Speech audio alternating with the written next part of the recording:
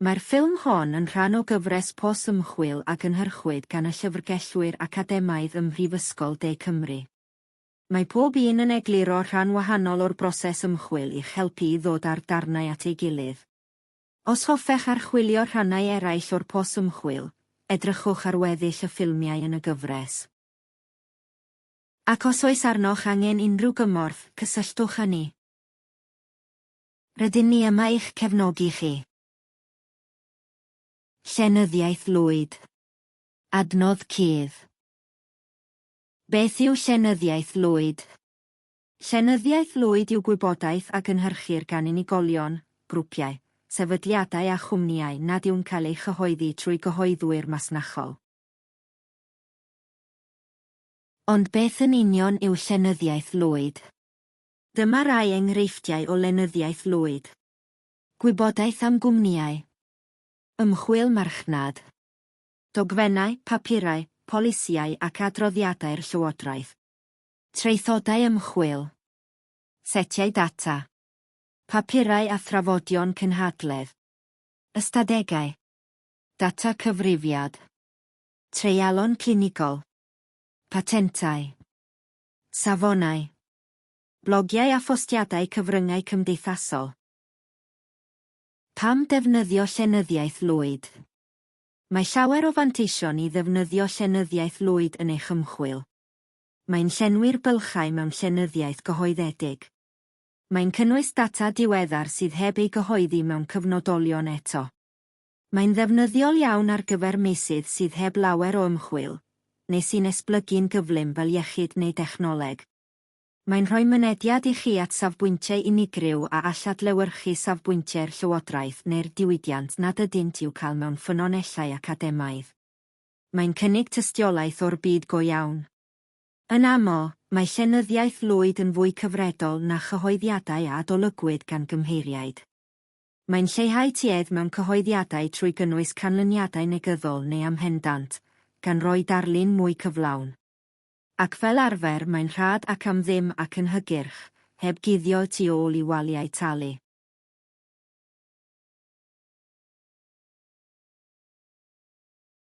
Mae rhai anfanteision i ddefnyddio llenyddiaeth Lwyd. Gan gynnwys diffyg adolygiad gan gymheiriaid. Gall rhai dogfennau gynnwys tuedd neu wallau neu honiadau disail.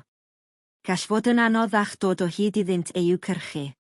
Mae'n gofyn am fwy o ymdrech i chwilio ar draws sawl platfform. Problemau dyfynnu a dilysrwydd. Gall UAL neu ddogfennau ddiflannu neu newid. Tuedd bosibl. Gellid eich cynhyrchu at ddibenion eiriolaeth, marchnata neu resymau gwleidyddol. Mae risg o agendau cudd neu adrodd dethol.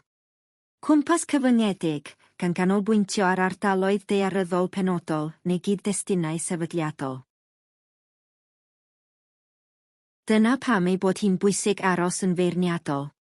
Mae llenyddiaeth Lwyd yn amrywio'n sylweddol o ran ansawdd, felly mae angen ei gwerthuso'n feirniadol am ddibynadwyedd a thuedd.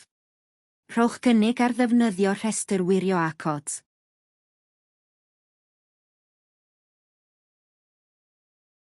Dyma offeryn arfarnu a gwerthuso beirniadol sydd i'w ddefnyddio'n benodol gyda llenyddiaeth Lwyd.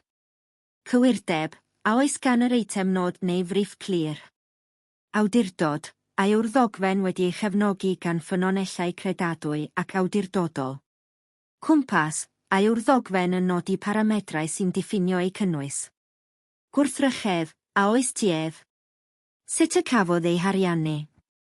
Dyddiad, allwch chi ddod o hyd i'r dyddiad. Mae dyddiad yn hanfodol i gadarnhau perthnasedd. Arwyddocad, a yw'r ddogfen yn ychwanegu rhywbeth unigryw at yr ymchwil. Gweler eich canllaw pwnc am fanylion pellach neu cysylltwch a'ch llyfrgellydd academaidd. Ble i ddod o hyd i lenyddiaeth Lwyd? Gallwch ddefnyddio unrhyw beiriant chwilio i chwilio am lenyddiaeth Lwyd. Gellir defnyddio peiriant chwilio llyfrgell PDC, sef Vindit, hefyd. Wyliwch awgrymiadau chwilio ar gyfer Google.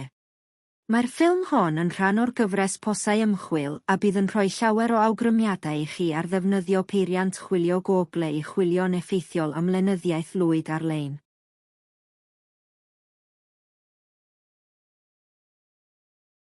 Gallwch hefyd roi cynnig ar ddefnyddio un o'n cronfeydd data arbenigol fel Statista, Prodiest, a Igplore, llyfrgell ddigidol ACM neu Cynahol. Mae'r rhain a llawer mwy ar gael ar Findit. Ewch i'r ddolen fynd databases ar y sgrin gartref. Mae gwefannau swyddogol fel y Swyddfa Ystadegau Cenedlaethol, safleoedd y Llywodraeth, elusennau neu sefydliad iechyd y byd yn rhai enghreifftiau o ffynonellau da. Storfeydd ymchwil prifysgolion. Mae'r rhain yn blatfformau digidol sy'n cynnig mynediad cyhoeddus i allbynnau ymchwil y brifysgol honno. Fel arfer mae ganddyn nhw enw, sef pure yn achos PDC. Maen nhw'n cynnwys traethodau ymchwil, erthyglau cyfnodolion a setiau data. Mae OETD, Core ac Open Door yn cynnig mynediad i storfeydd ledled y byd. Mae rhagor o wybodaeth ar gael yn eich canllaw pwnc neu gallwch gysylltu a'ch llyfrgellydd academaidd.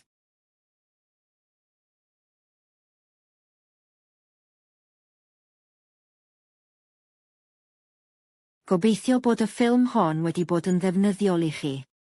I ddysgu mwy am ddatrys y pos ymchwil, gwylio'r ffilmiau eraill yn y gyfres hon, ac os oes angen unrhyw gymorth arnoch, cysylltwch a'ch llyfrgellydd academaidd.